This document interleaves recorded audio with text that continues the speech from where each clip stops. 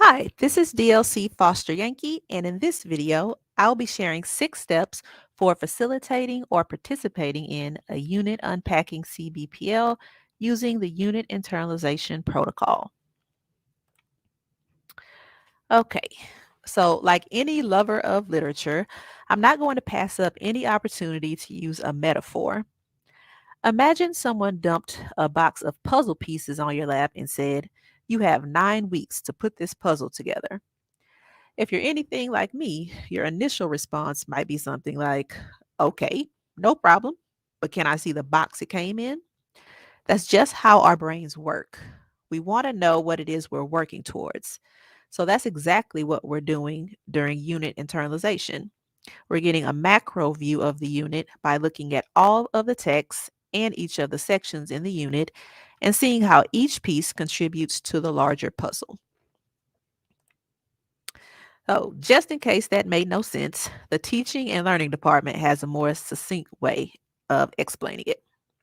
According to their definition, unit or module unpacking is the process by which teachers study the unit to deeply understand what students are expected to learn, how students will be assessed, and the arc of learning over the course of a unit. Teachers engage in this process collaboratively or with an instructional specialist slash coach prior to teaching each unit, and it sets up the work they will do over the course of teaching the unit.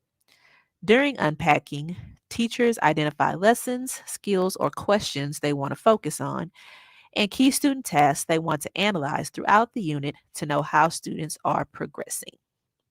So, the tool we use to internalize units is the unit internalization template.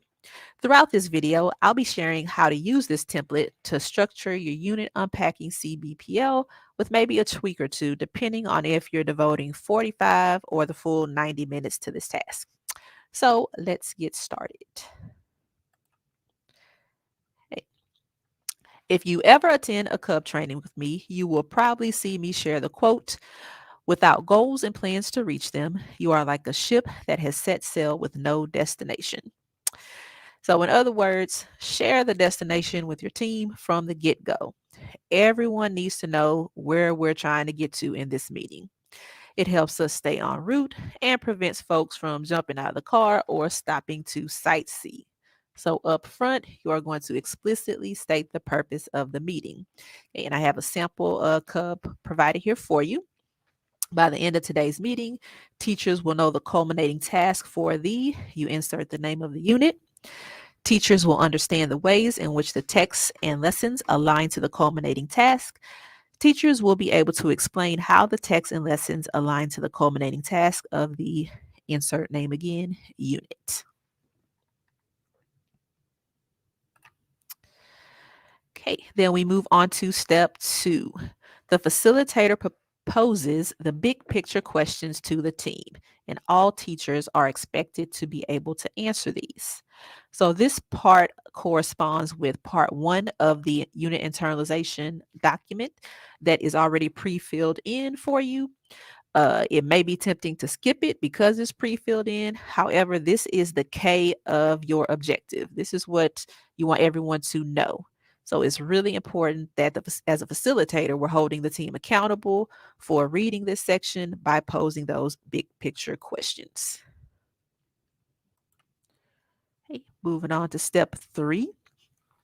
So, one reason why we do unit unpacking well in advance of when we will begin the unit is because we want to make sure the team has an ample amount of time to read all of the text required. Please do not divide up the text among team members for unit unpacking. If everyone is going to be teaching the text, it's kind of important that everyone reads all of the text that they'll be teaching. So now we're going to dive into the understand part of our objective. During the meeting, we're going to randomly assign all of the required text to the team and have the team members create an anchor chart that addresses the big ideas of the text and, most importantly, how that text connects to the big picture.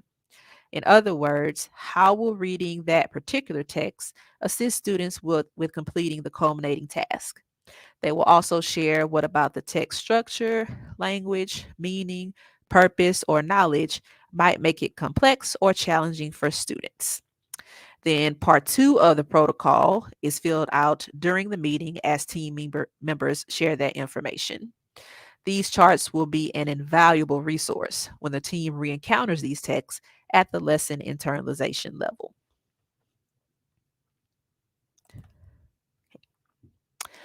For part three of the protocol, teachers are assigned sections of the unit to Jigsaw.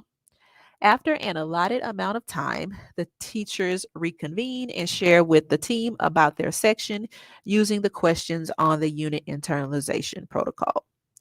So for part three or step four, we have teachers reading the pre-filled information on the protocol. It's everything that's filled in the first two columns. And they're going to fill in the very last column with ideas about how special populations such as SPED 504, your advanced students, ELs, etc., how those students can be supported with achieving the lesson goals in their assigned section. So you have 5 teachers, you have 5 sections. Each teacher takes a section and addresses those populations of students, how they could be supported. This task also contributes to the understand part of your objective. Okay. And an alternative to this would be to do it whole group. Again, you could have the whole team work on section one at the same time, have those categories listed in that last column, have teachers type their initials and contribute their ideas for how to support those special populations. So this is obviously not the same puzzle that we started with, but hopefully you get the idea. The goal is that after participating in Unit Internalization CBPL, the team is able to articulate how each text and section contributes to the culminating task. In other words, how all the pieces of the puzzle work together to form the big picture. Okay, so for step 5, we're going to wrap up our meeting by having the facilitator restate the objective and have the team reflect using an exit ticket. These two are important accountability measures for the facilitator. Did we meet our objective for this meeting? If not, what happened? A good question to ask yourself as a facilitator is, what is your formative assessment? How will you really know that your be able to has been met? It's also important to get the participants' input on the internalization experience so that the facilitator is able to reflect on it and make adjustments accordingly. Okay, so if something about the meeting didn't work for the team, then how can we adjust to make it more successful the next time we unpack a unit?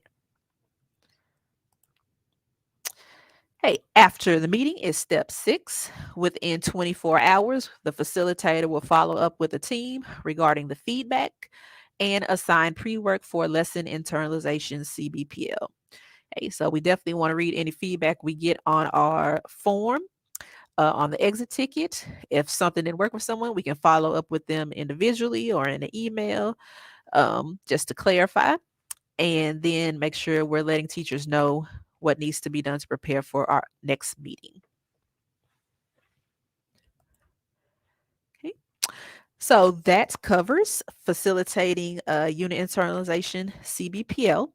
Make sure you check out the resources folder in the Schoology group for a protocol infographic, sample meeting agenda, feedback form, Google Slide, and other goodies. Here are our emails if you'd like to reach out with any questions about the video, and we look forward to seeing you at one of our sessions the week of the 27th. Thank you for watching.